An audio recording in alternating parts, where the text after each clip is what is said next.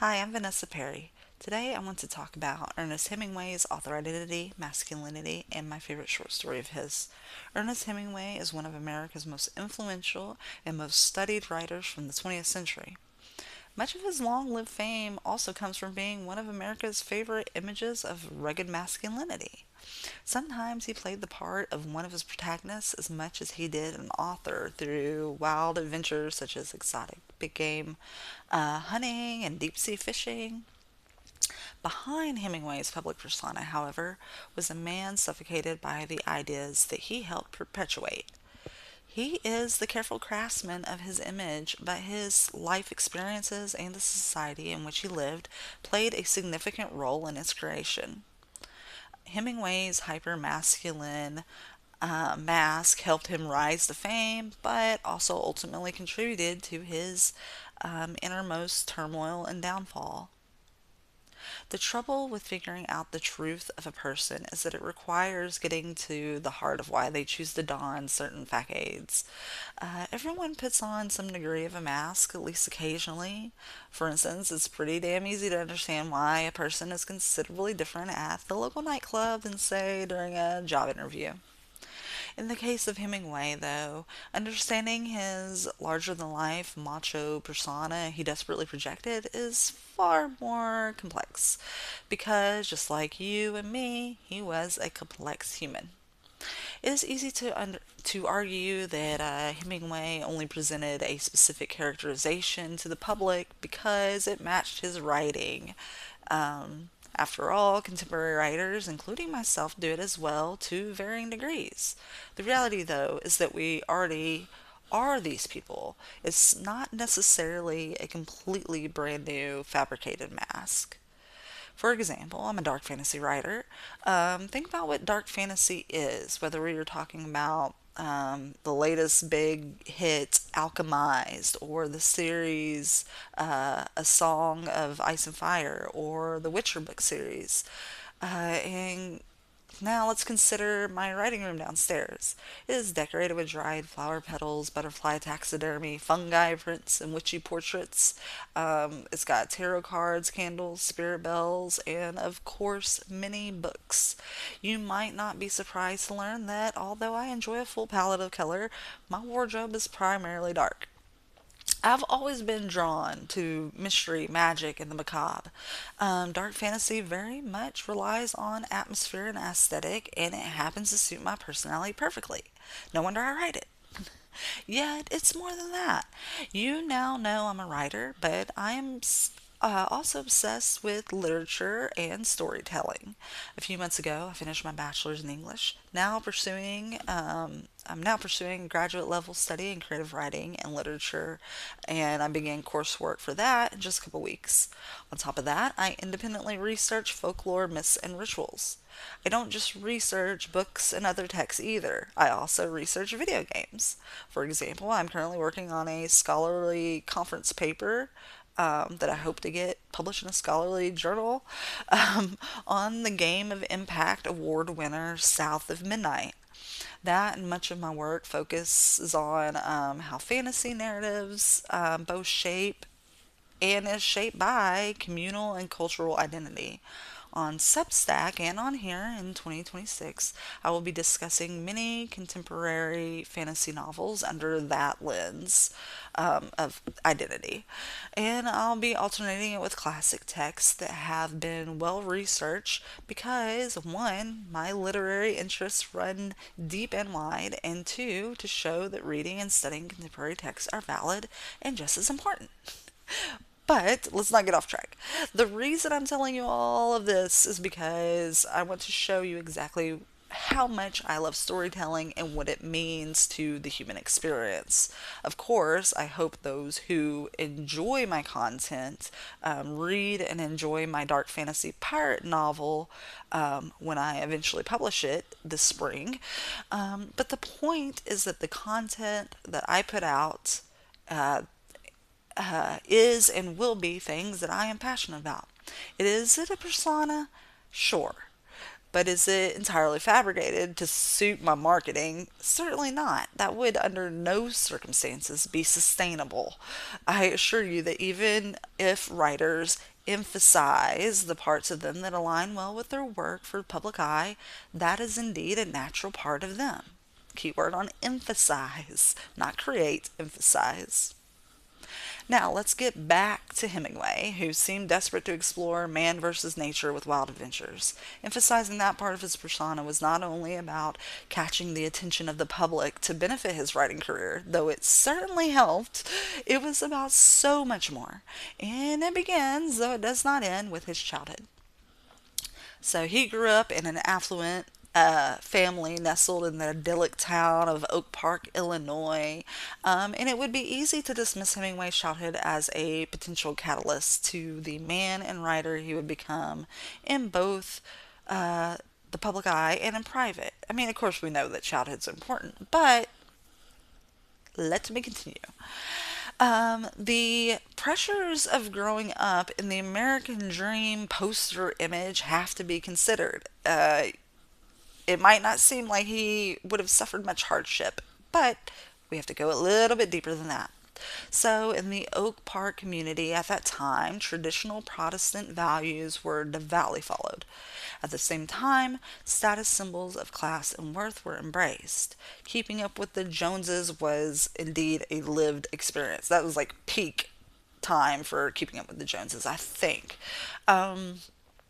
But anyway, though he experienced a secure or financially stable childhood, it is well known that Hemingway wasn't fond of his mother's desire to control the family, including pressuring her children into taking the same interests as her.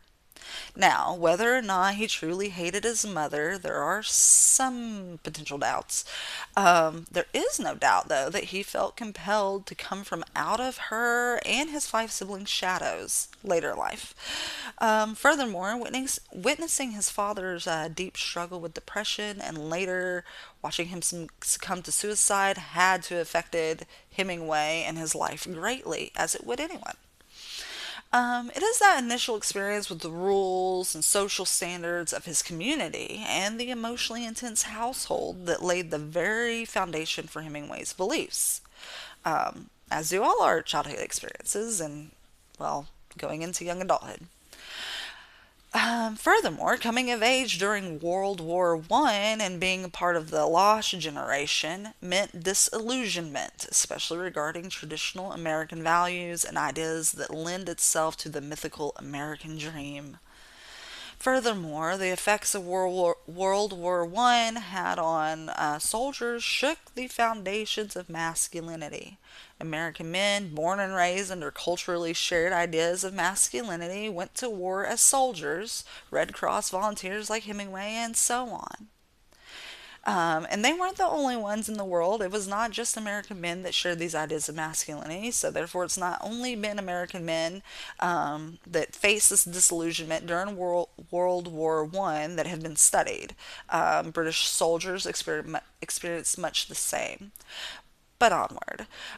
So when these guys came home, they came home broken and suffering from the effects of PTSD. Of course, we know that PTSD is not an indicator that a man is lacking, or anyone for that matter. It's not an indicator of mental weakness or any kind of weakness. Yet, that is how these combat veterans felt when they returned home. Even still today, it is how some people experience the traumas that leave them with PTSD afterwards. So we could blame it on societal pressure, dealing with manliness. We could blame it on the way that PTSD affects the brain, which we know is super complicated. Regardless, PTSD fractured those ideas of manhood. Masculinity was being challenged during Hemingway's early adult years, a time in which he was reconciling what he knew with who he would eventually become. So, as you see, the rugged Ernest Hemingway that the world saw later in his life was probably not completely fabricated. He was a product of his time, and he truly seemed to be a man who loved adventure. So while there is much more to account for on why Hemingway put on such a showy display of masculinity, the bottom line is that he did so for the same reason anyone wears masks. Or perhaps emphasizes certain parts of themselves. It was a source of protection for a man with so much inner turmoil. To illustrate exactly what type of turmoil, I have to point out that Hemingway's mental and neurological struggles have been well studied, not just by literary scholars, but by actual, psychologists and neurologists, so on. But yeah, so he spent his entire life in the company of folks who were depressed and or alcoholics. I could do a whole video on that alone. Look it up if you're interested. The Lost Generation and the writers that he surrounded himself with, a lot of them met some sadder ends and had sadder lives. But anyway, so yeah, depressed people and alcoholics are who he surrounded himself with, and we know that when that's who you surround yourself with, it speaks volumes to what's going on up here in the mind, and it even contributes to what's going on up there. Also, he had multiple head injuries thanks to car crashes, two plane crashes, boxing matches, football, and other incidents. And remember, we didn't always understand the complex dangers of head injuries either. Combining those problems with the gender and social norms pressed on him in his youth and the trauma of witnessing his own father's tragic ending, it is hardly surprising that Hemingway was far more nuanced and contemplative in private and in the content of his work, even, than in the public eye. It is well known that he self treated by drinking and by writing. It's a thing that some writers actually do. That is how they self treat whatever they've got going on in up here or in their lives, whatever. But anyways, Hemingway gave everyone the most masculine, strong version of himself, all while trying to handle the complexities of being human on his own. So, I'm currently rereading and annotating my favorite Hemingway short story, The Snows of Kilimanjaro. If you're generally not a fan of his work, whether it be his writing style, which I understand, or just the content matter, the antiquated whatever, still check it out. When you read that short story going in armed with some knowledge of Hemingway's life, and I've only skimmed the surface, but you, with some knowledge of his life and the context of the time in which he lived, it makes it that much better. I digress. The short story follows Harry, who is dying of gangrene while on a safari. And as he is dying and waiting to be rescued, he reflects on his life. One of the things he thinks about is his wasted talent. He's a writer. Hemingway, in The Snows of Kilimanjaro, writes the following about Harry. He had destroyed his talent himself. He had destroyed his talent by not using it, by betrayals of himself and what he believed in, by drinking so much that he blunted the edge of his perceptions, by laziness, by sloth, by snobbery, by pride and prejudice, by hook and by crook. Harry feels like he was so absorbed in living a flashy, picture perfect life for the public that he forgot ultimately about the things that matter the most, and for Harry, that included being a good writer. Now, something else that you must know is that Hemingway often inserted himself into his writing. It is widely agreed that he did. It's not just something I'm telling you. Just as it is widely agreed that Harry in The Snows of Kilimanjaro is one of those characters who represents Hemingway himself.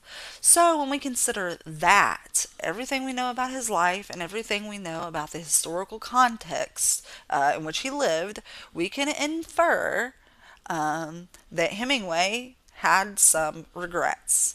Hemingway is still considered one of America's most interesting men, kind of like the Dos Equis guy. Um, whether the side seen by the public is honored or criticized. Often it is his brushes with danger and death or his masculine behavior that feeds the Hemingway intrigue. And I have no doubt that the adventure was a real part of him, though. However, he fell victim to American myths of the dream, worldviews on masculinity, and struggles with mental health. He took that one part of him, this complex man, that one part of him, and empathized it and donned it like a mask. He even poured it all into his work through theme and style. But it shows, though, that the nuance of his nature might never be fully understood or realized. The parts we know of Hemingway were indeed a part of him, but only one purposely emphasized and projected part of him. In the end, tackling the intricacies of the human experience alone was probably Hemingway's greatest struggle of all. So I leave with you one question. What does it mean to be one of America's most interesting men? It's something to consider. And as a friendly reminder, when I use terms like masculinity, etc., please remember the social context, the historical context. I am not implying that masculinity is defined a very specific way. That is not up to me to decide. But thank you for watching, and until next time, see you later.